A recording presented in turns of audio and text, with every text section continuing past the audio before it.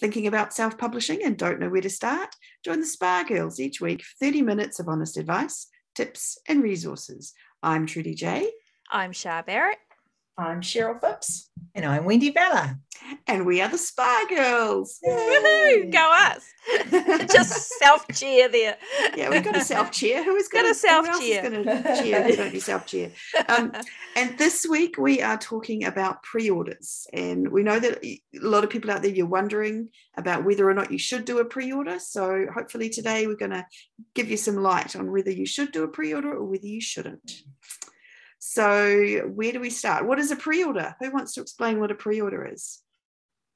Go.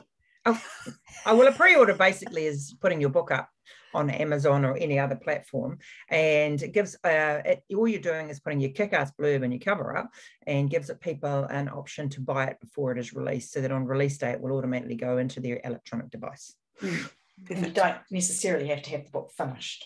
Exactly. Yeah.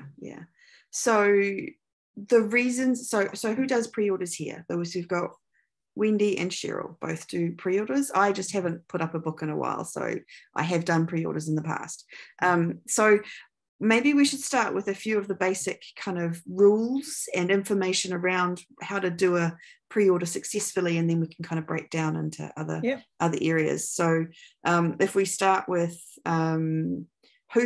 what should we start with? Who should do it? Well, I think the sort of behind it, the scenes, like if you're pre-ordering on Amazon, I think it's really important to know the sort of what can happen if you don't fulfill your obligations to Amazon. So I think the thing you need to know about a pre-order is it can be quite long or quite short. So that's the first thing you want to establish, and how long it's going to take you to put your book up, to write your book and get it up. So what happens if you don't meet your pre-order with Amazon, and they can basically stop you pre-ordering for a year. So that's the first thing you need to know. If you don't meet your obligation to Amazon with a pre-order, you won't be able to pre-order again for a year. Yeah. You can have one extension with Amazon, and you can cancel it. But you have to ask for the extension. You don't get to the day, forget to put it up, go the day after and say, can I have an extension? You need to go beforehand and say, please, may I? Yeah, and I think you can actually do it yourself. I'm not sure. I've never done that, so I don't know. And it's per book. It's not like you only get one shot for the year or for your life. Something like that. But and you can cancel a pre-order, so you could just go, no, I'm not doing this anymore, and you just lose those sales or the pre-orders. Okay, interesting. And I think the rationale behind that is, think about that Amazon's very, very customer focused. They're not necessarily author focused, and so they don't want their customers being upset if they've ordered a pre-order and then it's delayed or it hasn't arrived on their Kindle when they were expecting it to, that kind of thing. So it's all about the customer experience. Authors are way down the importance list. And on the other hand too is the simple fact that you don't want an author coming in and putting up pre-orders and constantly not meeting those. No, I mean it's fair enough. I actually think it's fair enough to be reader focused, because that's their client. Okay, so the other thing to remember with pre-orders is that you can't put reviews on your book until you have the book actually live. So a pre-order won't have any reviews. There are ways to get around that we can talk about later, but so that's another thing to remember. And often pre-orders are based around having a reader platform. So having like for example, if it's a book in a series, the person's read the one book and there's a pre-order link and it goes to the next, like it's the next book in the series and they're eager to read it, and you've got a certain reader base. So the recommendation that we would make is probably if it's your first book, probably don't worry about doing a pre-order. No, I wouldn't. You don't have a reader base. Sorry, what else? I don't think you need that pressure. No, and I think that's an important thing to talk about, is the kind of the psychology of it too, because for some authors that we've spoken to, isn't it, a pre-order is almost like a deadline for them. They're using it as that, but those are the people that know that they can finish books. They've got the they already know their process. Steps in there, and so that's their kind of Well, Cher and I have been pre-ordering for years. Yeah. And we're both of the same mind that, if we have to work till 24 hours to get there, we'll do it. But, you know, that's just something we've both always done, you know. But for others, it's an unnecessary burden. I'm not. Some people, I know some amazing authors that have had to balk on pre-orders, and purely and simply because life is just, they've had a terrible run or something's happened, and it will happen. You know, it does happen. But if you're just starting out, then you probably don't really have a true idea of how long a book's going to take to not only just finish, but all the other processes that need to go into it, like the editing, for example, and the backwards and forwards with editing. Like when you get it back, you've got to rework it. You don't know how long that takes, and in my opinion, that takes far longer than you ever anticipate, because your mind goes off on different tracks, and you know, it just eats into your time. So I think if you're not sure, then, and you're just starting out, then I think really just put it in the next time. The too hard basket. Yeah. Absolutely. And so what about pre-orders for standalones versus series? I think that's another important distinction to make too. So yes and no. I mean, I think if you've got a huge reader base, your readers are going to buy whatever you put up, right? Even if it's standalone or series. But on the other hand to that is, if you've got a long-running series and in the back of your book they finish it and they go, oh, yay, I'm going to pre-order that for the next one, because we've all done that. So I think there's a sort of a flip side to that. But I think, like, if you've got someone like Lucy Score who does like a couple of weeks, because most of her books are standalone, and I know you do long pre-orders, Cher, so do I. I think that's also a difference in because so for a series, you put out your latest book and you want to have the link to the next book in your back of your book. That's what it's all about. At the very, you know, as soon as that person reads it, and then they can click the link and go there and buy the next book. Is going to have that pre-order link. So that's quite a big deal. Versus a standalone doesn't necessarily have a link to another pre-order anywhere in it. It's so no, it could be like, hey, my next standalone is this. It could do, but it's not going to be the same thing.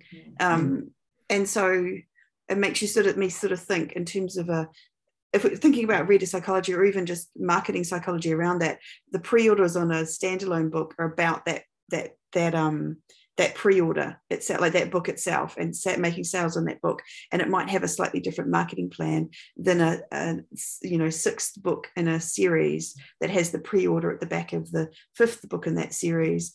And that's a long, that kind of a thing is a longer run kind of. So you might have, say, for why Lucy Score does the 2 weeks versus the much longer one that you do, Wendy, is that she's got a focused marketing plan for those 2 weeks before her book launches. And it's all about the fact that she's Lucy Score. I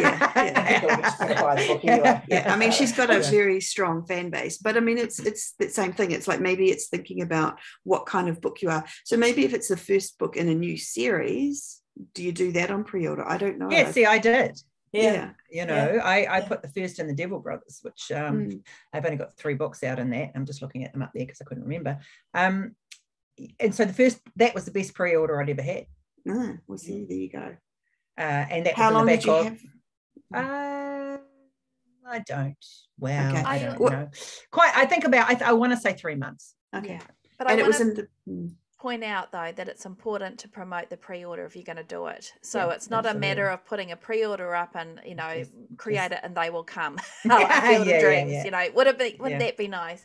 But you've got to put a lot of effort behind building buzz for it in order to get people clicking on a pre-order link. Even if you're an established order like you Wendy, you've still got to kind of sell them the concept of the new series, or that first one in the new series, so that they'll click on the pre-order link. So it's not I guess what I'm trying to say is it's not just a one and done thing. You've still got to promote it. It's just the same as anything else. I think there are other things to it as well that you need to have in place. Like for me, I have a cover and I have a blurb. that blurb can change, to be fair, because the story is likely so true, eh? Because it's not written right. It's actually not written. I've done that so many times. I'm like, I hope they don't realise. and to be quite honest with you, just between the four of us and all of you, they don't seem to realise. Nobody's really picked up on it because it's not going to be so far off the track, right? It's, like in a cozy mystery. The names are the same, right? The names are the same. You're gonna have your character running through it who's been in the other book, so that is all the same. Yeah, but the nuance of the guts of it. Absolutely, and they're only reading the blurb once. And that's when they pre-order it. Yeah. So if you tweak the blurb slightly, that's okay. And you're allowed to do that. Yeah. You're allowed to tweak the listing. Absolutely. Of the Absolutely. Yeah. So it's been a long time since I've done a pre-order. So when you're going to do it, is it just the same as putting up you're putting up a normal book and there's a button somewhere that you press to say it's a pre-order? How does it go? Yeah. And also a date that you do. And I mean, I don't know about Wendy because I think she's more strict with herself on her deadlines, but I always add on a few more weeks because you can bring it forward and with no penalties. Yeah. Okay. So I do make it earlier. No, I do that. Yeah.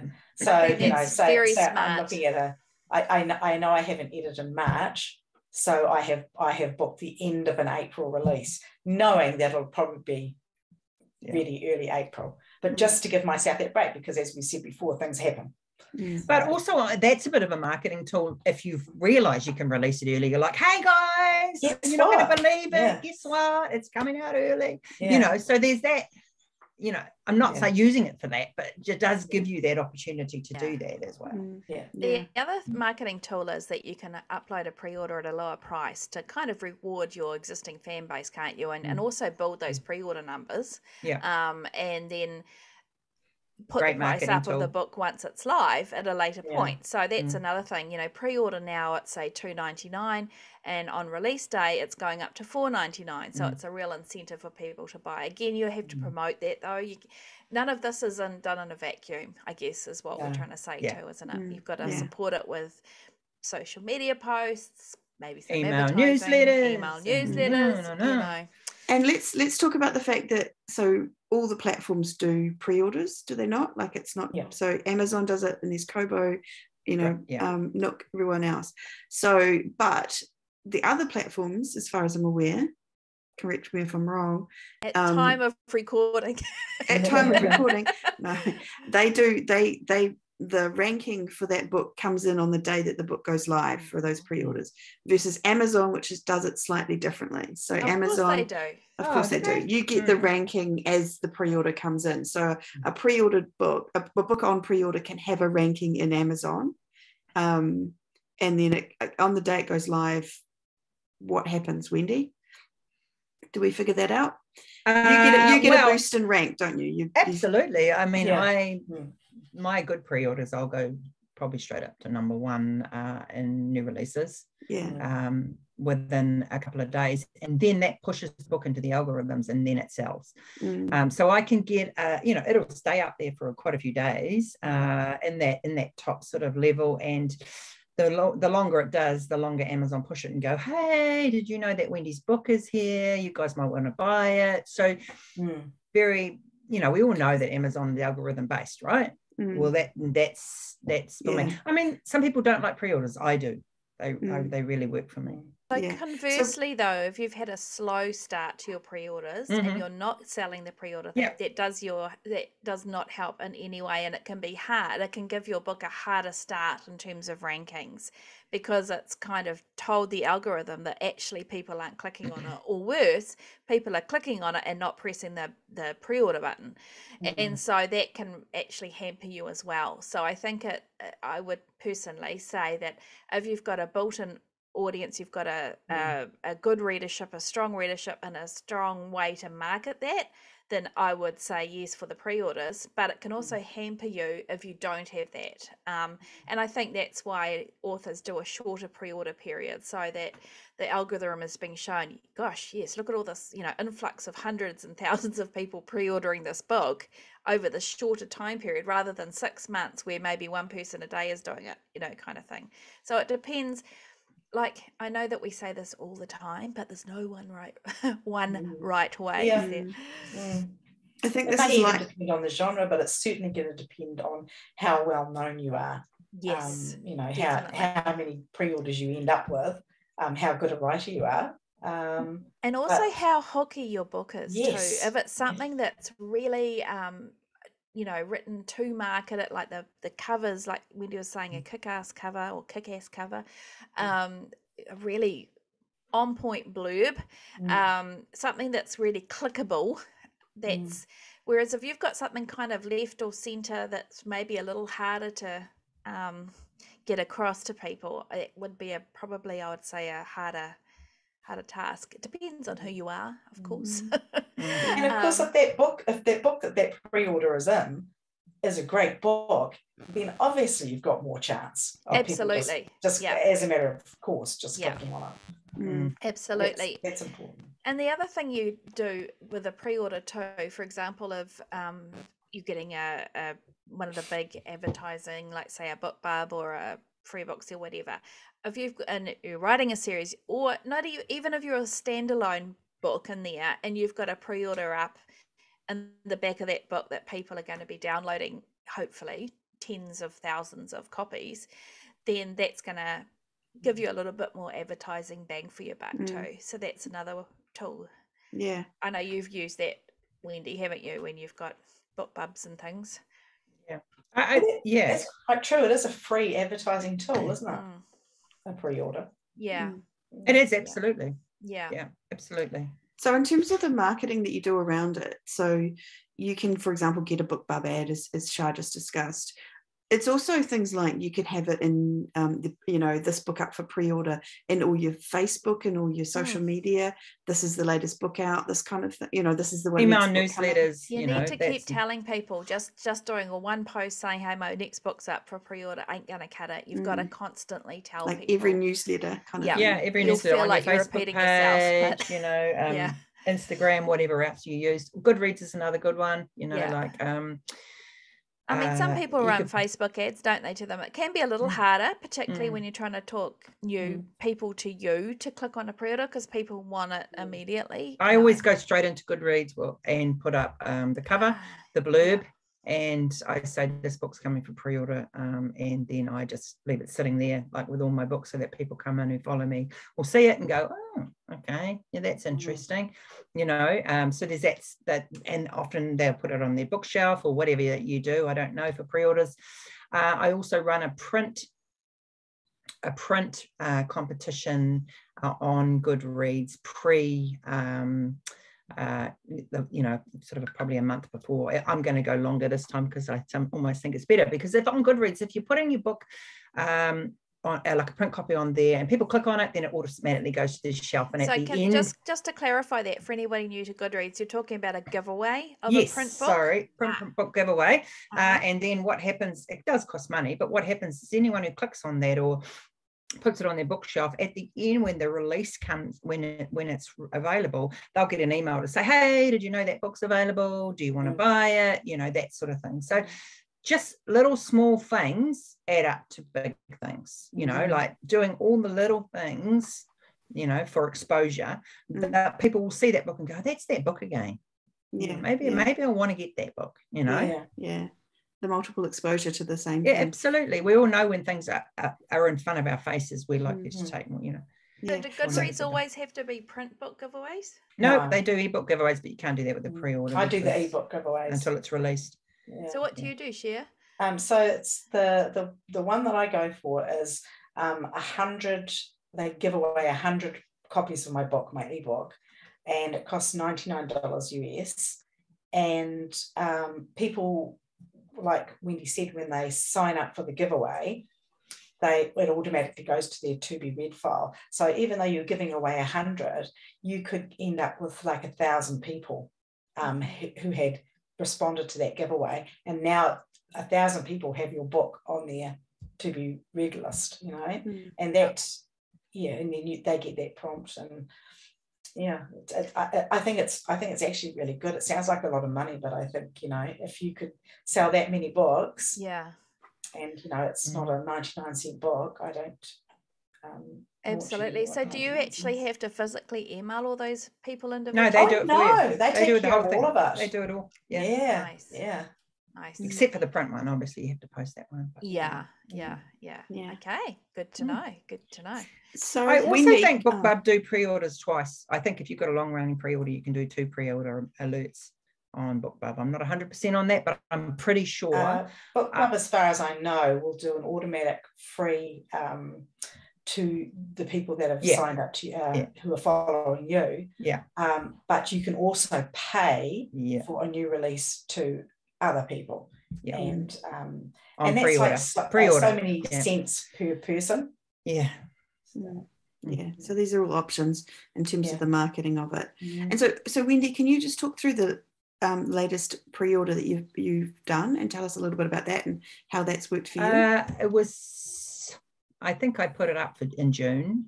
I think I put it up in June. And that was when the last book in the series went up? The previous one. So I had to have the blurb and the cover ready for that. And that went up for pre-order. And so I've been hitting that in my email newsletter and doing posts and all of the social media, just cash. But I'll be starting to hype that up now because it's out in March. And yeah, I mean, it's going well. I think I've got like nearly 2,000 pre-orders on that.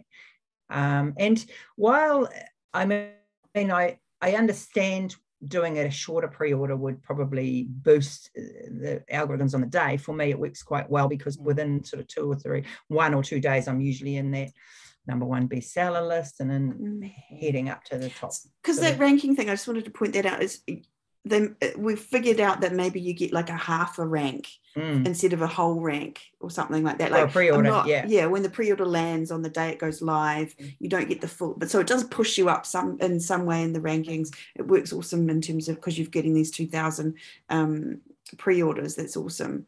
But it's the but you still get some kind of a point for when because you're getting ranking when it's a pre-order too. So it's I don't know. I mean, for me, it's algorithm thing. It depends what you're after, you know. You're after getting your book into the algorithms and wanting it to stay there for as long as you possibly can, because then our Amazon will recognize it and go, right, this book must be a beauty. I'm going to farm that out to everyone. You know, that's what you want. And I'm nowhere near Wendy's level with not subscribers, followers and that sort of thing, and so I don't get in those top ranks on Amazon in that respect, like overall. But what I do get is I get a #1 or a #2 ranking in my subgenres, and that helps immensely, I think. That little orange tick is a beauty, right? Yeah. Absolutely. So what about you, Cheryl? What was your last pre-order that you did and how did that work? Probably my last one wasn't as successful as the one before that, but I had that up for about 3 months, and I think I had like 100 and something pre-orders on that, and that's kind of like my top level at the moment. But I always start promoting as soon as I have the cover. Probably not more than 3 months for me, but as soon as I have the cover, then I start teasing that. But you have to have a blurb, like I say, and that goes in every newsletter until it comes out. And, you know, to lesser and greater extent, you don't have to put like huge synopsises or anything like that, just a small catchy hook, blah, blah, blah, somewhere in your newsletter. And no matter how many times you put it in a newsletter, you will always get some clicks. Assuming that you have some subscribers. So can I ask if both of you do you do a different price for pre-orders than when it goes live? I do. Sorry, no, I don't. But I have a reduced price to what the book is actually going to be. Got it. So $2.99 is where I price my books at. Yeah. So $2.99 for the pre-order. For the pre-order, And then that will stay that way probably for at least a month. Yes.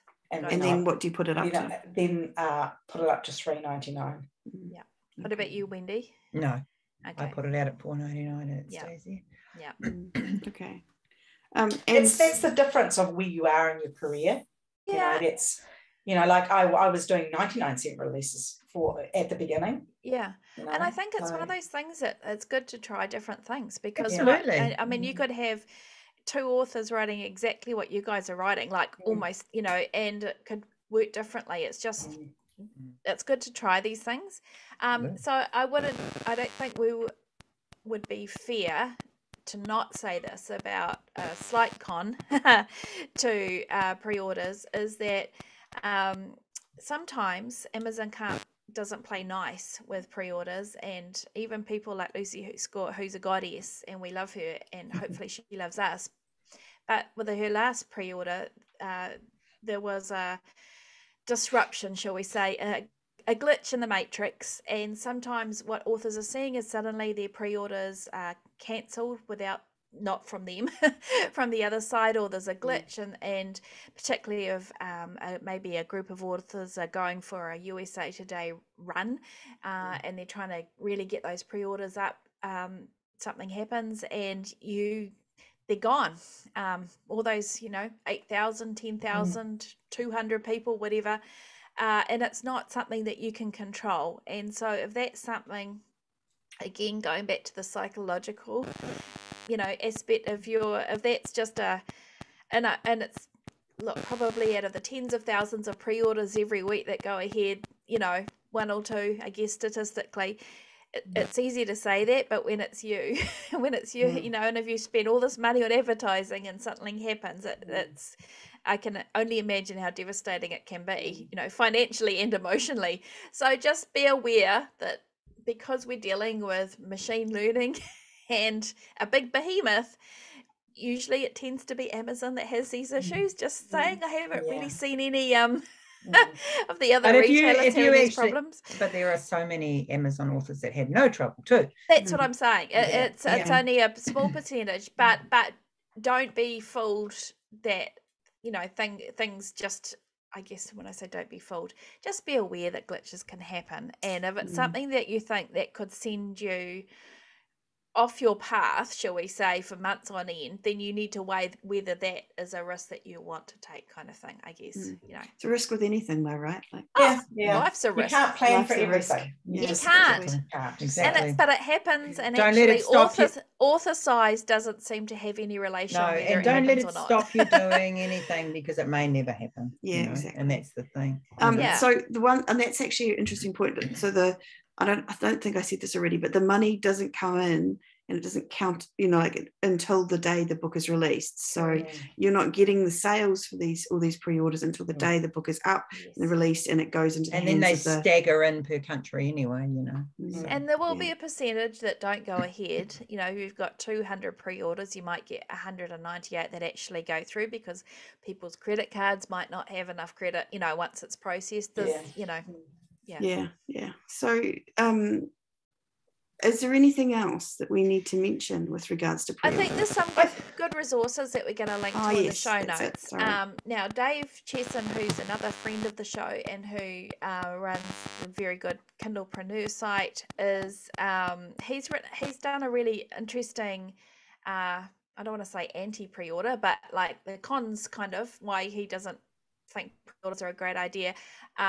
Usually from an algorithmic, and I mean, Dave's capacity to understand algorithms is more than ours collectively. So I'd say that's if you want an alternate viewpoint. I mean, we're not saying just do pre-orders. I'm just saying, they can work really well, and they are working well for you guys. But we're going to link that, because I think that's a good one if you want to get a 360-degree viewpoint of pre-orders. The other one is a really good article, and it's written by oh goodness gracious, quickly click on it, Sharon. It's on Jane Friedman's site, janefriedman.com. It's a beginner's guide to Amazon pre-orders, and that's a really good starting point as well. And rather us reinventing the wheel, we're going to link to that as well.